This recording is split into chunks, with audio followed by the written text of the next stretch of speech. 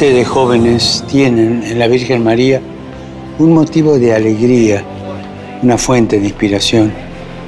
Aprovechen la Jornada Mundial de la Juventud en Panamá para contemplar a Cristo con María.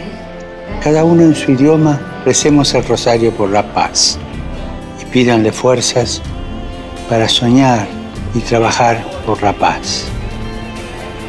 Recemos por los jóvenes, especialmente los de América Latina, para que siguiendo el ejemplo de María, respondan al llamado del Señor para comunicar la alegría del Evangelio al mundo.